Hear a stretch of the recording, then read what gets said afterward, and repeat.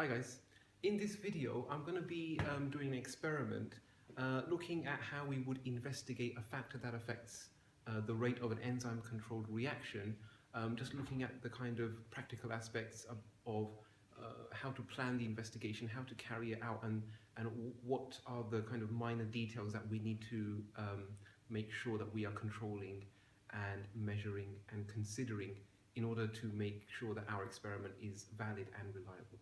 Okay.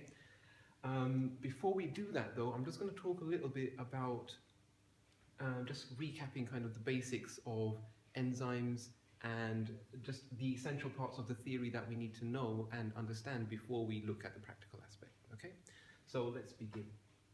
Now, your enzyme controlled reaction looks something like this. There are obviously variations on this, but usually what you have is your enzyme and substrate coming together. Remember, they don't react together. Enzymes don't react with your substrate. They just merely speed up the conversion or the chemical change that's happening in the substrate. Okay, so enzymes are not involved in the reaction, but enzyme plus substrate gives you enzyme plus product. So what's changed is that the substrate has changed into the product. That process has been catalyzed, sped up by the enzyme, okay? But the enzyme is not changed during the course of the reaction. And remember, there is an enzyme substrate complex as part of this change, okay? So anyway, that's maybe going into too much detail there for our purposes. So enzyme plus substrate gives us enzyme plus product. Now, what we want to do is look at the rate of an enzyme controlled reaction. So you've seen it yourself, a graph like this, x-axis, y-axis. On the x-axis we have changing time, and on the y-axis we have some form of measurement of the reaction. So either we are looking at the formation of the product, which is going to increase over time, or we're looking at the rate of disappearance of the substrate. Okay? So in any case, we are measuring some sort of change. We measure the change and we measure the time it takes for that change, and critically, that's what gives us a rate. Okay? So, let's move on from that. So that's the kind of thing that's happening in our test tube, and we are monitoring that. How quickly is that happening? That gives us an idea of the rate of the enzyme controlled reaction. Okay? Now, what are the things that we could be measuring? Okay? Now, there's not a whole big variety of these things. There are a few things that you need to remember. So, for example, if you start off with liquid reactants, sometimes a precipitate is formed. So there could be a change of state in which liquid turns to solid and you get a solid product. So your formation of product might be signified by the formation of a solid precipitate. Okay? So as more of this precipitate forms, you know that more of this reaction is happening. Okay? You also could be measuring, for example, a different kind of change of state in the formation of a gas. So your enzymes, your reactants might be all in a liquid state, whereas your product is gaseous. And in that case, the more gas that's formed as part of your reaction, you know that more of this is happening. Okay? So we could be measuring a precipitate, we could be measuring the formation of a gas. Finally, we could be observing a color change. So there could be a difference in color between your reactants and your products, and in that case, you will see a color change as your substrates get converted into product. So these are the kind of main ways that you could be monitoring your reaction. Okay, just bear this in mind. So we have our reaction. This is how we are going to be measuring it. Now let's look at the factors that could be affecting the reaction. Of because what you'll be looking at is the effect or the effect of a certain factor on the rate of that reaction. Okay, so what are the common factors that you need to know about? Well, the most common ones that come up are varying concentration. Now remember, this could be varying concentration of enzyme, or it could be varying concentration of the substrate.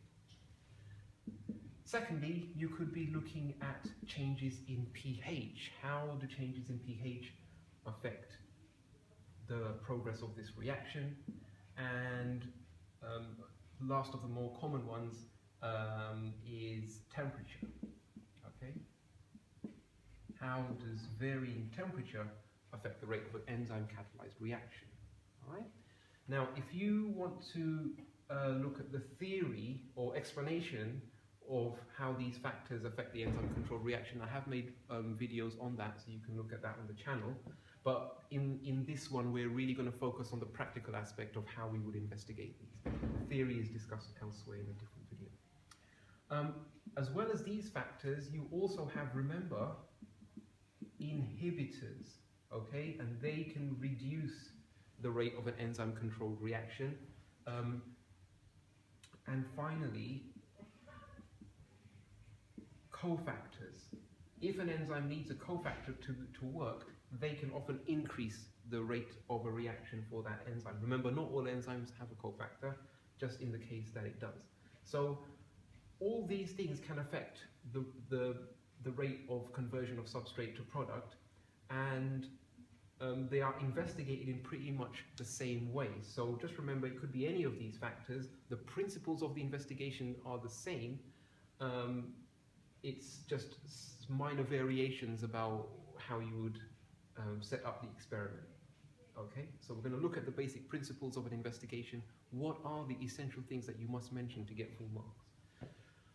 So these are your factors that could change. Now remember, these all form your independent variable, because these are the things that you're going to vary in order to see its effect on the enzyme control reaction. So this is your independent variable, okay? Your dependent variable is what changes as a consequence of varying this factor. So that is going to be these things right here.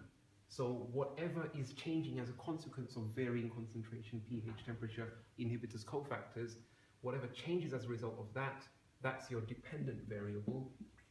And that is how, you know, the things that you're going to use to measure the rate of reaction. So if an enzyme is affected by pH and its activity goes down, how will you see that? You're going to see that because there's going to be less product formed. And because of less product formed, you're probably going to get less precipitate, less gas collected, less of a color change, etc., etc.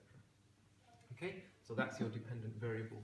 Finally, before we move on, is controls.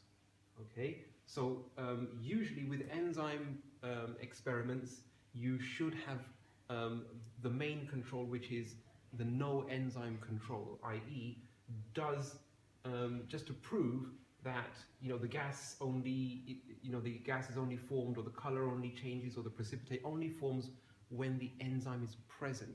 When it's not present, it doesn't happen, i.e., you're proving that it's the enzyme that is responsible for that reaction. That's the first control, okay? So no enzyme control, that's very important to include.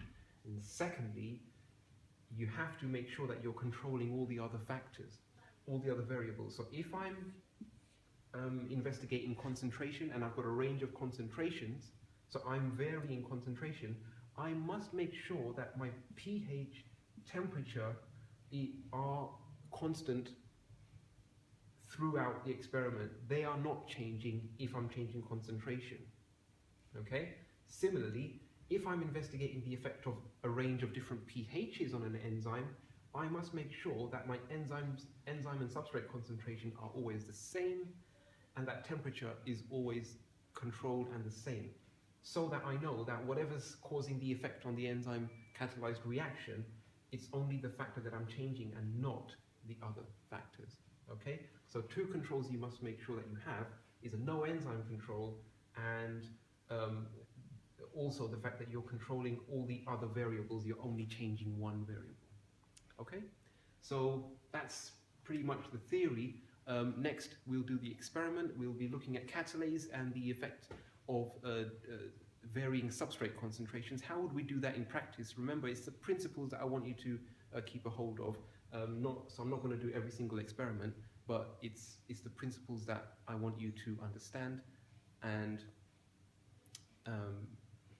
use when you are confronted with a situation where you need to apply that. Okay, so we'll be doing concentration, but the similar principles apply. Okay, good luck, and I'll see you in a bit.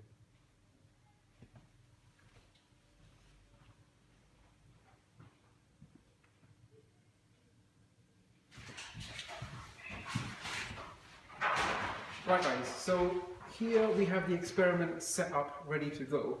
And now I'll just show you what kind of things you need to have ready just before you start the investigation. Okay?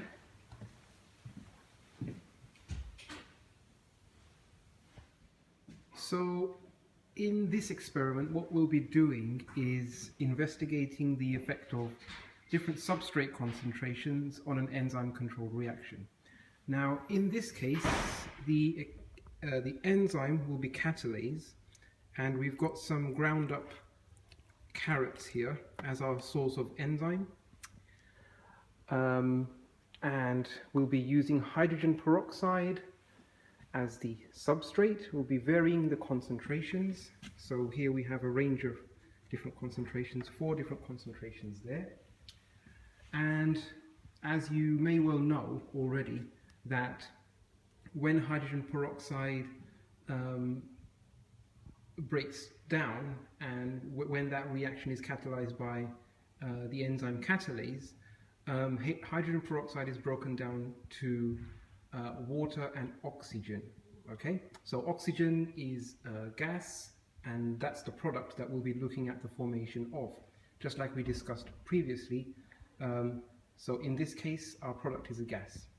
Now, this looks a bit complicated, but it's just so that I can do all the experiments at the same time without having to repeat it.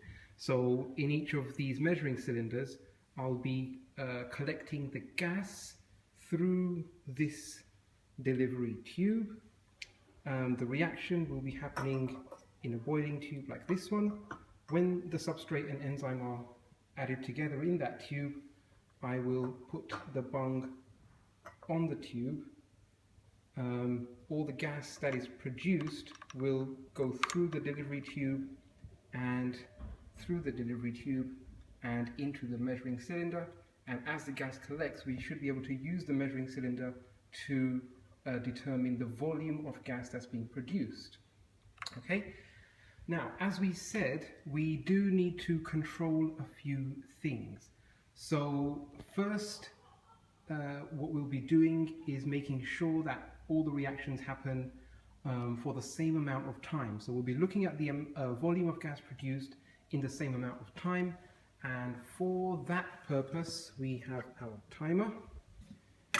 Good old timer there.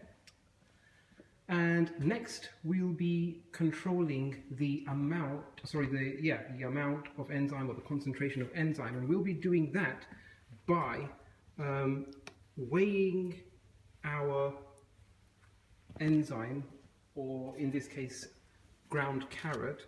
We'll be weighing how much we are using in each case using the weigh scale and weighing boats, okay, to make sure that in each of our tubes we've put the same amount of enzyme, the same concentration. Okay, so yeah, let's begin. Okay, so I'll come back to you when the experiment has been set up and ready to go. Okay guys, so here is everything ready to go. I've got my different substrate concentrations aspirated in my syringes, ready to be dispensed into the tubes. Okay, I've got 8 centimeters cubed of each of the different concentrations. ready to be added. Okay, now remember, because they're all happening at the same time, I want to start the reaction as close to the same time as possible, so I need to have everything ready to go. Okay, so one thing I didn't mention is that this basin is full of water, and these measuring cylinders are also filled with water and then inverted, so they're full of water, and as the gas goes through the delivery tube into the measuring cylinder, it will displace the water, and we'll be able to see how much gas there is in there.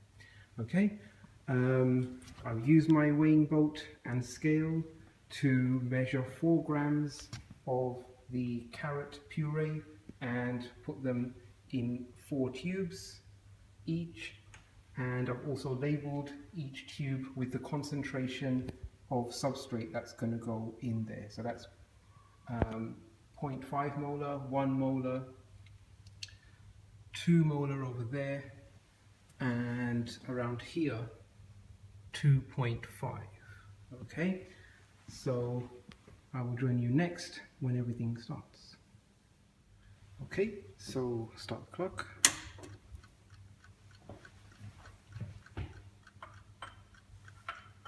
Start the reaction for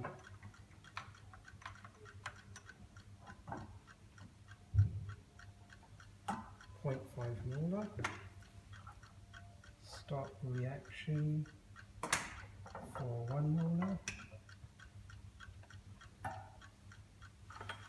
Start the reaction for 2 molar.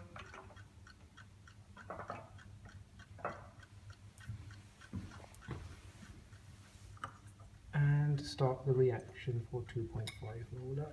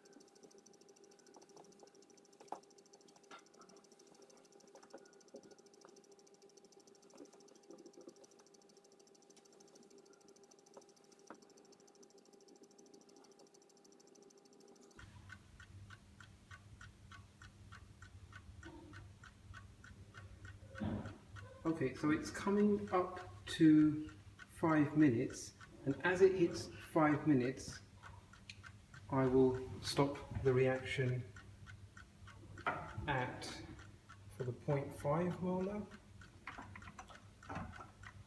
We'll stop collecting the gas, and then for the 1 molar,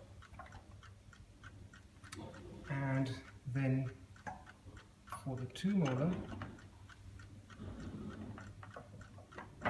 and finally for the 2.5 molar. Okay.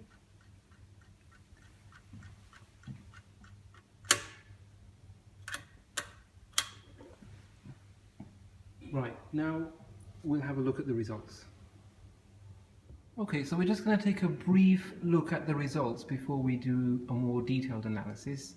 But this is the tube right here with the negative mark on it, which had no enzyme. That little bubble you can see there is what's the kind of gas that's forced through when you seal the tube with the bung. Okay, so hardly any gas collected there. 0.5 molar substrate concentration, we have about 15.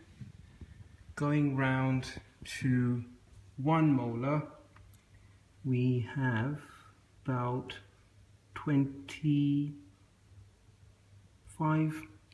something like that, or 24. And just briefly at the 2 molar, 2 molar, that looks like about 32. And then the 2.5 molar, that looks like about 33, 34, but that's just guesstimating. So we do have differences, but I'll put the numbers on a graph now and we'll analyze what the experiment showed us.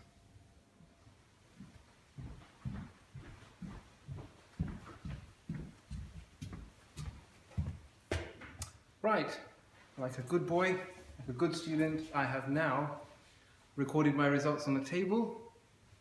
I don't know if OCR would approve of my lack of a use of a ruler. However, I have put the independent variable in the first column and the dependent variable in the second column. Okay, so in my first column I've got my varying concentration of hydrogen peroxide using the same number of decimal places in my values, and in my second column I've got the volume of oxygen that I collected with each different concentration of hydrogen peroxide. Okay, so just going to go ahead and plot this on the chart that I have made using a ruler. So 0.5, note guys how my scale goes up in regular amounts. So you will see that I didn't have a 1.5, but I've still put that on my graph to maintain the regular scale. Okay, so at 0.5 I had 17.5, so 12, 14, 16, 17.5, which I will mark with a small cross. At 1 I had 26, so 20, 2, 4, 6, cross. At 2 I had 33.5, 2, 33.5 right there, and at 2.5 I had 35, so 2.5,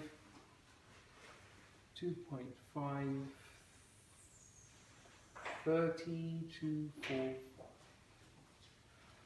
Okay, that looks worryingly perfect. Okay, anyway, I will now join that up with this.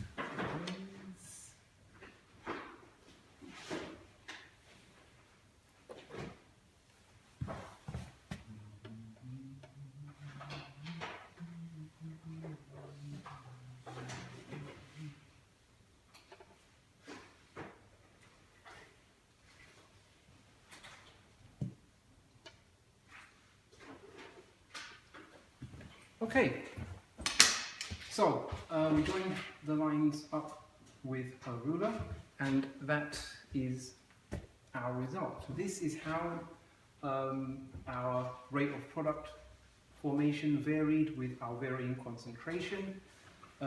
As you can see, initially with increasing concentration, our rate of product formation goes up quite fast. However, the more we increase our substrate concentration, the volume of oxygen produced doesn't go up by the same amounts. It seems to level off with the higher substrate concentrations, and we've gone. You can look at the reasons why that happens in my other videos, but essentially here at low substrate concentrations, we've got plenty of active sites unoccupied. But the more we increase our substrate concentration, the more our active sites become occupied, and there's no further increases in the rate of the enzyme substrate complex formation. Okay, but let's just recap what we did in our experiment. That's the important thing here, not really the results. The results could have been anything. but what we had to do was set up the experiment in a way that we can rely on the results that we get. Okay, so first we decided on which factor we were going to change the hydrogen peroxide concentration, the substrate concentration in this case. We had to make sure that we kept all other factors the same. So the fact that we did all the reactions at the same time means that in this case the temperature was controlled, but you might need to, if you do need to control that more accurately, you'd use a water bath, okay, temperature controlled water bath. We measured out equal volumes of the substrate, and we made sure that the mass of the carrot puree that we used, i.e. the enzyme, we made sure that that was constant by weighing it using the scales and the weighing boats to make sure that that was accurate. Okay, one thing we didn't do was repeat our experiment. Okay, so but that's a secondary point. Because we included our no enzyme control, that made our experiment valid. It proved to us that the enzyme and the substrate were both required for this reaction to happen. So that proved that the enzyme is responsible for the reaction. So that makes our experiment valid. However, if we could have repeated it a number of times, we could have, for example, we could have had a number of different values from which we could take an average .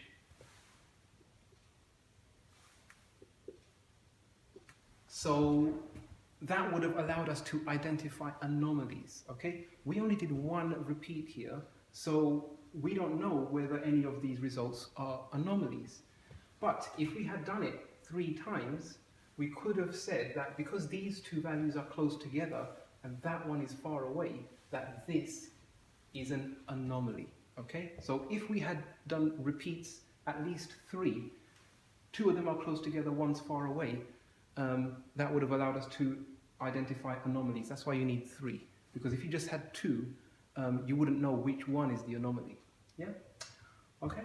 So valid experiment, reliable experiment. Remember your controls, remember the things that you're keeping the same, remember your independent, dependent variables. And I think that's pretty much it.